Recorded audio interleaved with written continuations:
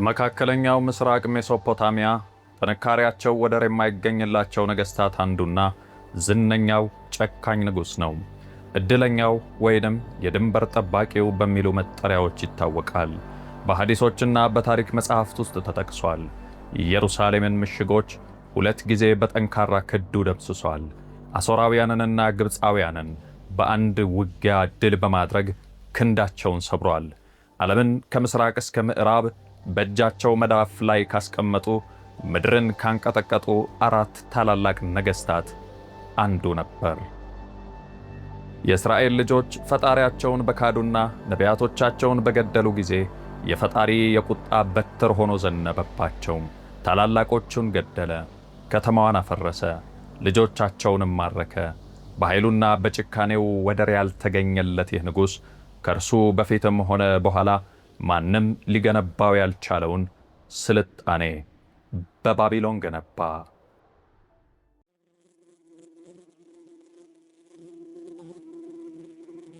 ነገር ግን ያ ምድርን ያንቀጠቀጠ ኃያል ንጉሥ የትዕቢቱ ጽዋ በሞላ ጊዜ አወዳደቁ የሰው ልጅን ታሪክ በሚያስተምር እጅግ አስገራሚና አሳፋሪ ሁኔታ ነበር።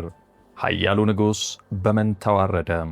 የዓለም ገዢነት ትዕቢቱስ እንዴት አበቃ?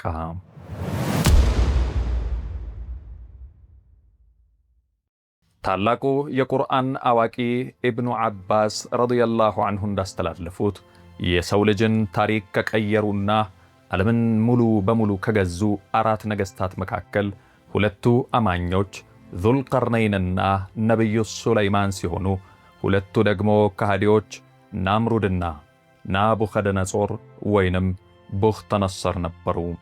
ኒቡኩሩህ ኡሱር የድንበር ጠባቂው ይሉታል ፋርሶች። በሌላ አገላለጻቸው ቡኽተነሰር ወይንም ዕድለኛው ይሉታል። ነገር ግን የዚህ ሰው ታሪክ የሚጀምረው በታላቅ የንጉሥ ዙፋን ላይ አልነበረም። ታሪኩ መነሻውን የሚያደርገው ባቢሎን ውስጥ ከነበረ አንድ በጠና የታመመ ምስኪን ሰው ነው። ከዕለታት አንድ ቀን የጥንት መጽሐፍትን የሚያነብ አንድ የእስራኤል ልጅ አላህ ሱብሓነሁ ወተዓላ በእነርሱ ላይ ብርቱ ኃይል ያላቸው ባሮች እንደሚልክባቸው ሲያነብ ይህን ጥፋት የሚያመጣውን ሰው በሕልሙ እንዲያየው ለመነም። በሕልሙም ቡኽተነሰር የተባለ ምስኪን ሰው ተመለከተ። እስራኤላዊውም በንግድ ሰበብ ወደ ባቢሎን ተጉዞ ከብዙ ድካም በኋላ ያንን ምስኪን ፈልጎ አገኘው። ቡኽተነሰር በጽኑ ታሞ በአልጋው ላይ ይማቀቅ ነበር። ይህ እስራኤላዊም ያለውን ዕውቀት ተጠቅሞ አስታመመው፣ ፈወሰው። ቡኽተነሰርም ከበሽታው ሲያገግም ለውለታው የሚያደርገው ቢጠፋው ያደረግህልኝን ሁሉ አድርገህልኛል፣ ውለታህን ልመልስ ግን ፈጽሞ አይቻለኝም እያለ አለቀሰ። እስራኤላዊው ትንቢት በሚመስል ቃል በርግጥ ትችላለህ፣ ንጉሥ ስትሆን ነፃ እንደምትለቀኝ ቃል ግባልኝ አለው። በወቅቱ ለቡኽተነሰር ይህ ነገር ቀልድ ቢመስልም የዘመናት ጌታ የሆነው አላህ ግን ዕጣ ፈንታውን ጽፎት ነበር። ጊዜያት አልፈው የፋርስ ንጉሥ ሶርያን ለመጠቅለል አስቦ ሰላዮችን ሲልክ ቡኽተነሰር እንደ አገልጋይ አብሮ ተጓዘ። የሶርያን ኃይል ያዩት ሰላዮች ተስፋ ሲቆርጡና ጊዜያቸውን በመጠጥና ዳንኪራ ሲያሳልፉ የጦር ስልት ታዋቂው ቡኽተነሰር ግን የከተማዋን ድክመት በየጥጋ ጥጉ ገብቶ አጥንቶ ተመለሰ። ይህ ብልሃቱ የፋርስን ንጉሥ ሉህራስብን እጅግ አስደነቀው። 4000 ፈረሰኞችን ይዞ እንዲዘምት ሾመው። ያቺ ቅጽበት የቡኽተነሰርን የኃያልነት ምዕራፍ የከፈተች ቁልፍ ነበረች። ከዚያም ከአህዋዝ እስከ ሮም ምድር ከጤግሮስ ወንዝ በስተ ምዕራብ ባለው ግዛት ሁሉ ላይ የጦር አዛዥ አድርጎ ሾመው። ቡኽተነሰር ኃይል እየገዘፈ ሲመጣ በሌላኛው የዓለም ጥግ ቤተል መቅዲስ ውስጥ ነቢዩ ኤርምያስ ሌሊትና ቀን ሕዝባቸውን ወደ አላህ መንገድ እንዲመለሱ ይማጸኑ ነበር። ነገር ግን የእስራኤል ልጆች ዓመፃንና በክፋት ላይ መዘውተርን መረጡ። አላህም ኤርምያስን ታጋሹን ግራ የምታጋባህ የባለ አእምሮን ሐሳብ የምታጠፋና ታላቅ የሆነችን ፈተና ልክባቸዋለሁ፣ ግርማ ሞገስ የማላብሰውን ከልቡ እዝነትን የምነቅልበትን ጨካኝ ልበደንዳናና አረመኔ ገዢ እልክባቸዋለሁ። የሌሊትን ጨለማ የሚመስል ሰራዊት፣ የደመና ቁራጭ የሚመስል ወታደር ይከተለዋል። የእስራኤል ልጆችን ያጠፋል፣ ኢየሩሳሌምንም ያወርዳል ሲል ራእይ ያወረደለት። ይሁን እንጂ አላህ ሱብሓነሁ ወተዓላ በነቢዩ ኤርምያስ ፈቃድ እንጂ ከተማይቱን ላያጠፋ ቃል ገብቶለት ነበር። ጊዜያቸው በደረሰና አላህ ሊቀጣቸው በፈለገ ወቅት በሰው አምሳል የተመሰለ መልአክ ወደ ኤርምያስ ላከም። መልአኩ ዘመዶቹ ምን ያህል ቢያከብራቸውና መልካም ቢያደርግላቸውም እነርሱ ግን ክፋትና በደል እንደሚመልሱለት ገልጾ ፍትህን ጠየቀ። ኤርምያስም መጀመሪያ ላይ እንዲታገሳቸው ቢመክረውም በመጨረሻ ግን የሕዝቡ ግፍና መጥፎ ስነ ምግባር ከልክ ሲያልፍ መልአኩ ተመልሶ መጣ። በአላህ እጠይቅሃለሁ አላህ እንዲያጠፋቸው በጸሎት ብትረግማቸው እንጂ እንዳትተወኝ አለው።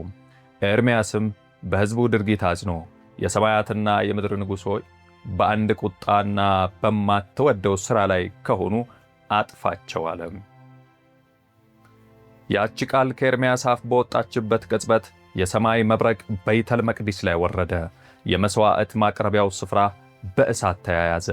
የከተማዋ በሮች ተደመሰሱ። ኤርምያስም ያጠፋቸው በእርሱ ብያኔ መሆኑን ሲያውቅ ጮኸም፣ አለቀሰም። ቡኽተነጸር ካንበጣ በበዛ ሰራዊት ከተማዋን ወረራት። ክንዶቹ ርኅራኄ አያውቁም። የዳዊትን ዝርያዎች አገዛዝ አከተመ። ንጉሣቸው ሲድቅያን ማረከ። ልጆቹን በዓይኑ ፊት አረደ። የንጉሡንም ዓይን አወጣው። ድንቅ የሆኑትን ጥንታዊ የሕንፃ ግንባታዎች ከሊባኖስ ዝግባና ከጥድ እንጨት የተሠሩትን በወርቅ የተለበጡ ቤተ መቅደሶች ሳይቀር አፈረሰ። በመጨረሻም 100,000 ምርጥ ወጣቶችን ማርኮ አፈር አሸክሞ ከተማዋን ቀበራት። ከነዚህ ምርኮኞች መካከል ታላላቆቹ ነቢያት ዳንያል፣ ሐናንያና አዛሪያ ይገኙበት ነበር። የበይተል መቅዲስ ፍርስራሹ ወደ ኋላ የተወው ቡኽተነጸር ሙሉ ትኩረቱን በግዛቱ ማዕከል በባቢሎን ላይ አደረገ። ባቢሎንን የዓለምን ብርት አደረጋት። የባቢሎንን ታላላቅ ግንቦችና 8ቱን በሮች ገነባም። ይበልጥ የሚያስደንቀው ደግሞ ሜዳማዋ ባቢሎን ውስጥ ሆና ተራራማዋን የፋርስ ሀገሯን ለናፈቀችው ሚስቱ አሚዲያ ደስታ ሲል ከዓለም ድንቃ ድንቆች አንዱ የሆነውን የባቢሎን አንጠልጣይ የአትክልት ስፍራ ሃንጊንግ ጋርደን ኦፍ ባቢሎን መገንባቱ ነው። ይህ አስደናቂ የሥነ ሕንፃ ጥበብ የቡኽተነጸርን አቅምና የውሃ ቧንቧ ቴክኖሎጂ ከዘመኑ ምን ያህል ቀድመው እንደነበር ያሳያል። ነገር ግን ኃይሉና ጥበቡ የቱንም ያህል ቢገዝፍ ከዕለታት ባንዱ ሌሊት የንጉሥ የዕረፍት እንቅልፍ እየነጠቀ ነፍሱን ያሸበረ አስደንጋጭ ሕልም አየ። ከእንቅልፉ ሲነቃ ግን ሕልሙን ረሳው። የባቢሎንን ጠቢባን ሰብስቦ ሕልሜንና ፍቺውን ካልነገራችሁኝ አንገታችሁን እቆርጣለሁ ሲል አስፈራራ። ማንም ሊመልስለት አልቻለም። ነገር ግን ምርኮኛው ነቢዩ ዳንያልና ጓደኞቻቸው ወደ አላህ ተማጸኑ። ወደ ንጉሡም ቀርበው እንዲህ አሉት፣ አንተ ንጉሥ ሆይ አንድ ታላቅ ሐውልት አይተሃል። ራሱ ከወርቅ፣ ደረቱ ከብር፣ ሆዱ ከነሐስ፣ እግሮቹ ከሸክላና ከብረት የተሠሩ ናቸው። ከዚያም ከሰማይ አንድ ዓለት ወርዶ ሐውልቱን አደቀቀው። ዳንያልም ሕልሙን ሲፈታለት ወርቁ፣ ብሩ እና ብረቱ ተከታትለው የሚነሱ ታላላቅ መንግሥታት መሆናቸውን፣ ያ ሁሉን ያደቀቀው ዓለት ደግሞ የነገሮች ሁሉ ባለቤት የሆነው አላህ ከሰማይ የሚልከው እውነተኛ ሃይማኖትና መንግሥት መሆኑን አበሰረው። ይህ ጥበብ በቡኽተነጸር ዘንድ ሞገስ ቢያስገኝለትም የፋርስ መኳንንት ቅናት ረፍት አልሰጣቸውም። ነቢያቱን ወደ እሳት ጉድጓድ ብሎም ወደ አራዊት ጉድጓድ እንዲጣሉ አደረጓቸው። ነገር ግን አላህ የተመረጡትን ነቢያት ጠበቃቸው። እሳቱ ቀዝቃዛ ሆነላቸው፣ አውሬዎቹም እግሮቻቸውን ላሱ።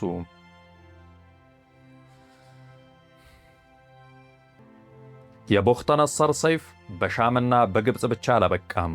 አላህ በአረብ ምድር ያሉትንም በክህደታቸው ምክንያት ይቀጣቸው ዘንድ አዘዘው። ቡኽተነጸር ሰራዊቱን አስከትሎ ወደ ነጅድና ሂጃዝ ዘመተ። የአረቦችን ጦር ተገናኝቶ አሸነፈ፣ ብዙዎችን ማረከ። በነጅፍም ሒራ የተባለ ማቆያ ገነባላቸው። ነገር ግን አላህ ሱብሓነሁ ወተዓላ በዚህ ታላቅ ጦርነትና ውድመት መሃል አንድን ውድ ዕንቁ ጠብቆ ነበር። ነቢያቱ በርኪያና ኤርምያስ የዓለማት ጌታ የሆነው የአላህ ትእዛዝ ደርሷቸው የ12 ዓመት ልጅ የሆነውን መዓድ ብኑ ዓድናንን ይዘው ወደ ሐራን ሸሹ። አላህም በታምራት መንገዱን አጠፈላቸው። ለምን ቢሉ ነቢያቶች የሚደመደሙበት የታላቁ ነቢይ ሙሐመድ ሰለላሁ ዐለይሂ ወሰለም የዘር ሐረግ ከዚህ ልጅ የሚወጣ ነበር። መዓድ ብኑ ዓድናን የነቢዩ ሰለላሁ ዐለይሂ ወሰለም አያት ሲሆን ዓድናን በጦርነቱ ላይ ሲሳተፍ፣ ልጅየው መዓድ ግን በነቢያቱ ከእልቂቱ እንዲሸሽ ተደርጎ ነበር። የሰው ልጅ ሥልጣንና ኃይል ሲበዛ ሁሉን ቻይ ፈጣሪውን ይረሳል። ቡኽተነጸር የዓለም ገዢነቱ አቅል አሳጣው። ትዕቢቱ ማማ ላይ ወጣ። እኔ አምላክ ነኝ እስከ ማለት ደረሰ። ነገር ግን አላህ ታላላቆችን የሚያዋርደው በታላላቅ ነገሮች አይደለም። በዘመኑ የነበሩ የታሪክ ጸሐፍትና ሊቃውንት እንደዘገቡት የዓለም ገዢ የነበረው ቡኽተነጸር በከባድ የስነ ልቦና በሽታ ተመታ። ራሱን እንዳውሬ ቆጥሮ ቤተ መንግሥቱን ትቶ ለ7 ዓመታት በጫካ ከእንስሳት ጋር ሳር ሲበላ ቆየ። ግርማ ሞገሱ ተገፈፈ። የበለጠ የሚያስገርመው ግን የሞቱ ምክንያት ነው።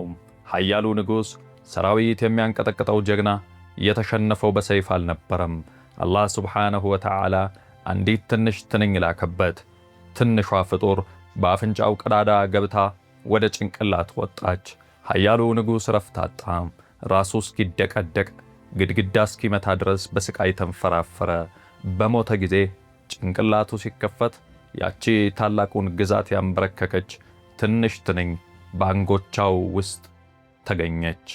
አላህ ለባሮቹ የራሱን ኃይልና ሥልጣን እንዲሁም የሰው ልጅ ምንነትን ድክመት ሊያሳይ በኮራ ጊዜ ከተፈጠሩት ነገሮች ሁሉ በደካማዋ ፍጡር ገደለው።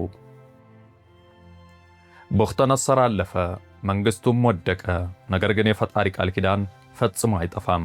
ከዓመታት በኋላ ነቢዩ ዑዘይር ወይንም እዝራ፣ አንዳንዱ ነቢዩ ኤርምያስ ነው ይላሉ፣ በቡኽተነጸር ፈርሳና ወድማ በነበረችው ኢየሩሳሌም ላይ ባህያው ሲያልፍ ይህችን አላህ ከፈረሰች በኋላ እንዴት ሕያው ያደርጋታል ሲል በግርምት ጠየቀ።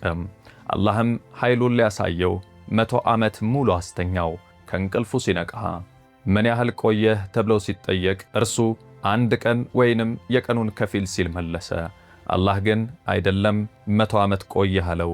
ምግቡ ሳይበላሽ የአህያው አጥንቶች ግን ተበታትነው ነበር። ነቢዩም እያየ አላህ የአህያውን አጥንቶች ሰብስቦ ሥጋ ልብሶ ሕያው አደረገው። ዓይኑን ቀና አድርጎ ሲመለከት ግን ሌላ ተአምር ጠበቀው። የቡኽተነጸር የባቢሎን ግዛት በፋርሱ ንጉሥ ቂሮስ ተደምስሳ የእስራኤል ልጆች ከምርኮ ወደ ኢየሩሳሌም ተመልሰው ፈርሳ የነበረችዋን ከተማ ዳግም እየገነቧት አገኛት። ከተማዋ ሕያው ሆናለች። አላህም በግዞት ዘመን ጠፍቶ የነበረውን የታላቁን መጽሐፍ ተውራትን በነቢዩ ልብ ውስጥ ዳግም አኖረው፣ ለሕዝቡም መለሰው። እርሱም አላህ በነገር ሁሉ ቻይ መሆኑን አውቃለሁ አለ። ታሪክ ስልጣን ለሰው ልጅ ጊዜያዊ መሆኑን ያስተምረናል። ታላላቅ ከተሞች ይገነባሉ፣ ይፈርሳሉ። ነገሥታት ይነግሳሉ፣ ይወድቃሉ። ነገር ግን ከሁሉ በላይ የሆነው የነገሮች ሁሉ ስልጣን በእጁ የሆነው የሻውን የሚያደርገውና የፈለገውን የሚፈርደው አንዱ አምላክ ብቻ ነው። አላህ ይበልጡን ያውቃል።